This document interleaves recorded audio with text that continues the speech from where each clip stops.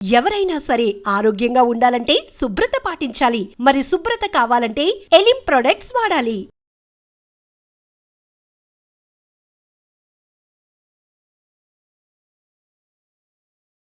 ఇప్పుడు ప్రతి ఒక్కరు ఏంటంటే భార్య ఎలా ఉండాలి? భార్య భర్తతో ఎలా నడుచుకోవాలి? ఇంట్లో వాళ్ళతో ఎలా ఉండాలి? వీటిలన్నిటి గురించి మాట్లాడతారు.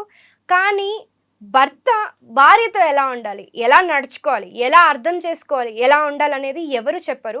వీటి గురించి మాట్లాడడానికి మనతో ఉన్నారు motivational speaker and language trainer Vijay బంగారు అమ్మ. నమస్తే అమ్మ. నమస్తే అమ్మా.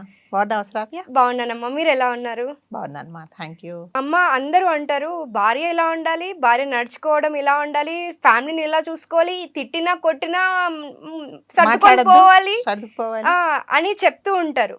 ఇట్లా ఉండాలని చెప్తున్నారు, ఒక టీచర్ చెప్పినట్లుగా ఉండాలి అన్నట్లుగా.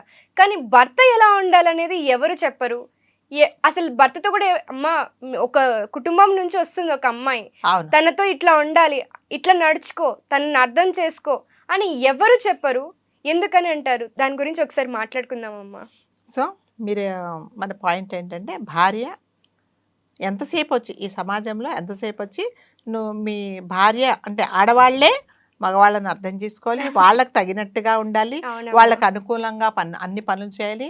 కొన్ని పనులు నీకు ఇష్టం లేకపోయినా ఆడవాళ్ళు చేయాలి, నవ్వుతూ చేయాలి. ఏ మాత్రం no feelings, no emotions, nothing.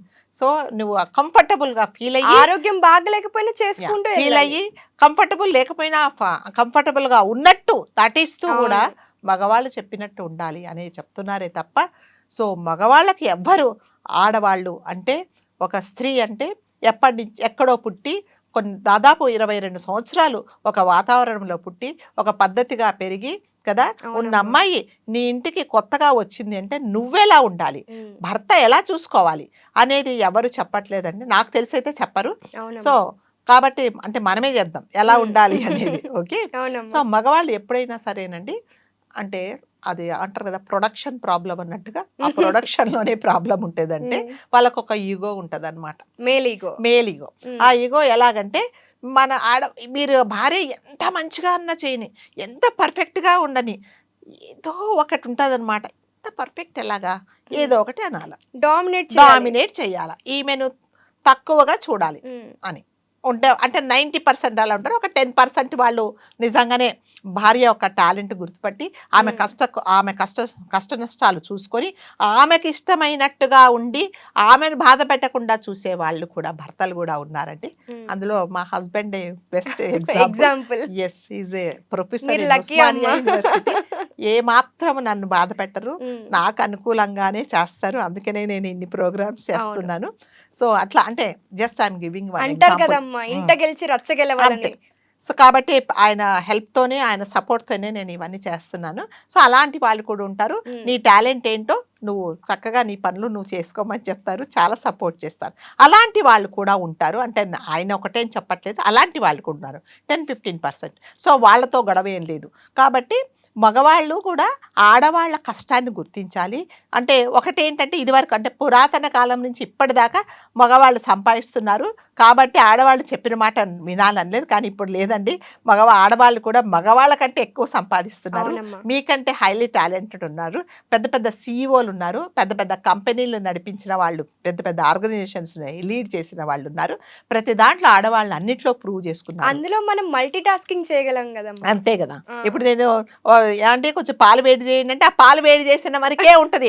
దాని తర్వాత మళ్ళీ ఆ స్టవ్ మీద పాలు పొంగిపోని, దాని తర్వాత ఇంకా ఏమన్నా మాట్లాడితే అంతే, ఇది పొంగిపోయి ఇవన్నీ ఎవరు చూస్తారు, నా వల్ల కాదన్న వదిలేస్తారు. సో అంటే ఆడవాళ్ళు దేనికైనా అంటే ఓర్పుకు మారుపేరు ఆడవాళ్ళు. ఓకే. కాబట్టి మగవాళ్ళు ఏంటంటే ఆడవాళ్ళ కష్టాన్ని కూడా గుర్తించాలి. ఆమె కూడా ఒక మనిషే, ఆమెకు కూడా ఫీలింగ్స్ ఉంటే, ఆమెకు కూడా ఒక రెస్పెక్ట్ ఉంటుంది. ఆమె మాటలు కూడా అంటే తన మంచి మాట చెప్తే మనం వినాలి అనేది. ఆడవాళ్ళు నేను చూశాను, కొంతమంది అసలు చంప మీద కొట్టాలన్నది కాబట్టి ఈ ఆడవాళ్ళ పెత్తనాలు చాలా ఉన్నాయి ఇక్కడ అని అంటారు. ఆడవాళ్ళు మీకేం తెలుసు, నోరు మూసుకొని ఉండండి అని అంటారు. మాకు అన్నీ తెలుసు, తెలియని అంటూ ఏమీ లేదు. కాకపోతే మీకు గౌరవం ఇవ్వాలని, కొన్ని విషయాలు తెలిసినా తెలియకుండా ఉన్నాము అనేది అది మగవాళ్ళు గుర్తించటం లేదు. చాలా మంది ఆడవాళ్ళ పెత్తనం కాదు, ఇది ఆడపెత్తనం అయిపోయింది ఇల్లంతా అని మాట్లాడతారు అనమాట. అంటే ఎలాగంటే ఆడవాళ్ళని కించపరుస్తూ అసలు మీకేమీ చేత కాదు అన్నట్టు. కానీ మగవాళ్ళు ఆడవాళ్ళని ఎలా గుర్తించాలంటే అసలు వీళ్ళ టాలెంట్ ఏంటి, వీళ్ళు నిజంగా ఇన్ని పనులు ఎలా చేస్తారు, ఆఫీస్కి వెళ్తారు, పిల్లల్ని చక్కదిద్దుతారు, వాళ్ళని చదువులు చెప్తారు, ఇంట్లో ప్రతి ఒక్కటి నాకు చేతికి అందిస్తారు. దాని తర్వాత ఎవరైనా మీ అత్తగారిని, మీ నాన్నను, మీ అమ్మను, అత్తగారిని, మామగారిని చూసుకుంటారు. ప్రతి ఒక్కటి వీళ్ళు ఎందుకు ఎలా మల్టీ టాలెంటెడ్ అనేది ఎవరు గుర్తుపట్టరండి. మగవాళ్ళు ఎంతసేపటికి వచ్చి నేను గ్రేట్, ఎంతసేపు వచ్చి నేను గ్రేట్. ఇప్పుడు భార్య భర్త బయటికి వెళ్ళి వస్తారండి, ఓకే, ఏదో ఒక పార్టీకో ఒక సినిమాకో వెళ్ళొచ్చారు. రాగానే మామూలుగా మనం ఏం చేస్తాం, ఆడవాళ్ళు ఏం చేస్తారు, కాదు కాలు చేతులు కడుక్కొని గబగబా చీర కొంగు దోపేసుకొని వంటింట్లోకి వెళ్ళేసి గబగబా వంటగదంతా శుభ్రం చేసుకొని రేపటికి పని చేసుకుంటారు. మగవాళ్ళు ఏం చేస్తారు, రాగానే షూ అటు ఇటు వేసేసి రిమోట్ తీసుకొని టీవీ చూడడమా లేకపోతే ఫోన్ చూసుకోవడం కదా. మరి మీరు ఎవరి టాలెంటెడ్, ఎవరి గొప్ప, ఆడవాళ్లే గొప్ప కదా. అది మీరు గుర్తించాలి. మా ఆడవాళ్ళు నిజంగానే మల్టీ టాలెంటెడ్ అండి. సో మనం ఆడవాళ్ళం కాబట్టి మనని మనం పొగుడుకున్నట్టు కాదు. Yes, this is a reality. So ఇందులో మనం ఇందులో ఏమి కల్పించి చెప్పింది అయితే ఏమీ లేదు. సో ఏదన్నా అవసరం వచ్చింది అనుకోండి, ఇవాళ నాకేదో అవసరం, ఇవాళ ఒక 500 నాకు కావాలి, హస్బెండ్కి కావాలి, చాలా ఇబ్బంది పడతాడు, వాళ్ళని అడుగుతాడు, వీళ్ళని అడుగుతాడు. సో అప్పుడు ఏం చేస్తుందంటే, ఉండండి 500 కదా అని పోపుల డబ్బాలో తీసుకొచ్చేస్తుంది. సో అది నిజంగానే టాలెంట్. మరి నువ్వు నువ్వు ఎందుకు దాచుకోలేదు? సో అన్ని విధాల అన్ని రకాలుగా ఆడవాళ్ళు సమర్థులు అనేది మగవాళ్ళు ఒప్పుకోవాలి, కంపల్సరీగా ఒప్పుకోవాలి. ఒప్పుకోకపోతే అది వాళ్ళ కర్మ. అంటే అంటారు కదా, ఒక క్వాలిటీని, ఒక దేనిదన్నా ఒక నాణ్యతను గుర్తించాలి అంటే నీకు ఆ టాలెంట్ ఉండాలి, నీకు ఆ టాలెంట్ ఉండాలి, లేకపోతే నీకు తెలియదు కదా. నీకు తెలియదు కాబట్టి నువ్వు గుర్తించలేవు అనమాట. అంటే ఇంకా కొంతమంది అంటే పిల్లలు ఉన్న వాళ్ళు, మగవాళ్ళు ఏం చేస్తారంటే తల్లిని పిల్లల ముందు హేళన చేసేసి, మీ అమ్మకి ఏం తెలీదు, మీ అమ్మ మాట వినకు, మీ అమ్మ ఊరు నుంచి వచ్చింది, అసలు ఏమీ తెలియదు అని. అది చాలా తప్పండి. అంటే భార్యను నువ్వు గౌరవించకపోతే నీ పిల్లలు ఎలా గౌరవిస్తారు? అంటే ఎప్పుడైనా ఏం నాన్న అమ్మ నీకేం తెలియదమ్మా నువ్వు మాట్లాడకు అని ఆ పిల్లలు కూడా తల్లిని మాట్లాడతారు. ఎందుకంటే తండ్రి మాట్లాడాడు కాబట్టి. తండ్రి ఎప్పుడైతే భార్యను గౌరవిస్తారో ఆటోమేటిక్గా పిల్లలు తల్లిని గౌరవిస్తారు కదా. అది చేయట్లేదండి. చాలా మటుకు నేను చూశాను తల్లిని, అంటే పిల్లల ముందే.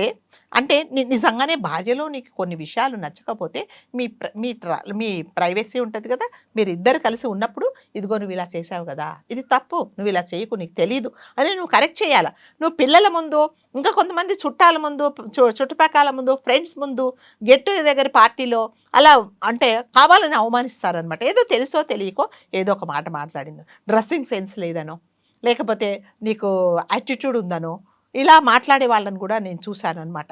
అంటే నీ భార్యలో ఉండే తప్పులు నువ్వే కరెక్ట్ చేయాలి. ఎవరు కరెక్ట్ చేస్తారు అంటే, నీ భార్య గురించి నువ్వు మాట్లాడితే పక్కన వాళ్ళకు నువ్వు ఒక ఛాన్స్ ఇస్తున్నట్టు మీరు కూడా అనండి అనేసి. అది చాలా తప్పండి. ప్రతి భర్త భార్యను మరి గౌరవిస్తేనే, అంటే నాకు తెలిసినంత వరకు భర్త లేకపోతే భార్య ధైర్యంగా పిల్లలను పెట్టుకొని 4 ఇళ్లలో పాచి పని చేసుకొని పిల్లను చదివించి పైకి తీసుకొచ్చిన వాళ్ళని మనం ఎంతమంది. అదే భార్య లేకపోతే భర్త ఒక్కరోజు పుట్టింటికి వెళ్ళిందంటే ఉప్పు ఎక్కడ పెట్టిందో తెలియదు, పప్పు ఎక్కడ పెట్టిందో తెలియదు, కాఫీ పొడి ఎక్కడ పెట్టిందో 100 సార్లు ఫోన్ చేస్తాడు. అదేంటి ఇదేంటి, ఇదిగో వాడేవాడో వచ్చాడు, ఏదో చేయాలంట కదా, ఇస్త్రీ వాడు వచ్చాడు, ఎందుకంటే నీకు తెలీదు. అదే నువ్వు లేకుండా ఉంటే, నువ్వు 4 రోజులు బయటికి క్యాంప్కి వెళ్తే కూడా ప్రతి ఒక్కటి సమర్థిస్తుంది ఆడది. కాబట్టి కంపల్సరీగా మగవాళ్ళు మీరు మీకు ఇష్టం ఉన్నా లేకపోయినా, మీ ఇగో దెబ్బతిన్నా కంపల్సరీగా మీరు భార్యలను గౌరవించండి, ఆడవాళ్ళని గౌరవించండి, మీ ఇంట్లో వాళ్ళని గౌరవించండి. ఎప్పుడైతే మీరు మీ ఇంట్లో వాళ్ళని గౌరవిస్తారో బయట ఉండే వాళ్ళని కూడా గౌరవిస్తారు. వాళ్ళ గురించి చులకనగా మాట్లాడకూడదు ఫస్ట్ ఆఫ్ ఆల్. అంటే అత్తగారి దగ్గర ఈ అమ్మాయిని తక్కువ చేసి మాట్లాడడం, అత్తగారి దగ్గర పిల్లల దగ్గర అలా తక్కువ చేసి వీళ్ళని ఎక్కువ చేసేసి వాళ్ళు చెప్పిందే విను, నీకు తెలియదులే, వాళ్ళు చెప్పిందే విను అని మాట్లాడతారు. దానివల్ల అమ్మాయి అటు నుంచి వచ్చినప్పుడు ఆ పద్ధతులే పాటిస్తుంది, కానీ ఈ పద్ధతులకు నేర్చుకోవాలంటే కూడా టైం పడుతుంది. అలా కాదండి, ఇప్పుడు దాంట్లో కూడా ఉంది పద్ధతి, నీకు కరెక్టే. ఇప్పుడు ఒక అమ్మాయి ఒక పుట్టింటి నుంచి ఒక వేరే కంప్లీట్ గా డిఫరెంట్ ట్రెడిషన్, డిఫరెంట్ కల్చర్ ఉన్న ఒక ఇంటి నుంచి ఇంకొక ఇంటికి వచ్చిందంటే కరెక్టే. ఇప్పుడు మీ ఇంట్లో ఒకలాగా వంట చేస్తారు, మా ఇంట్లో ఒకలాగా చేస్తారు. అవునమ్మా. మీ ఇంట్లో ఒకలాగా తింటారు, మా ఇంట్లో డైనింగ్ టేబుల్ మీద కూర్చుంటేనే పద్ధతి. మీ ఇంట్లో మంచాల మీద కూర్చొని తింటారు, సోఫాల మీద కూర్చొని తింటారు, లేకపోతే తినేటప్పుడు కాళ్ళు ఆరజోపుకొని తింటారు, అది మీ ఇంట్లో పద్ధతి. మా ఇంట్లో అది జరగదు. కాబట్టి ఏం చేయాలంటే ఇదిగో మా ఇంట్లో పద్ధతి, ఫస్ట్ నువ్వు అమ్మాయిని కూర్చోబెట్టి పద్ధతులు చెప్పండి ఇది అని.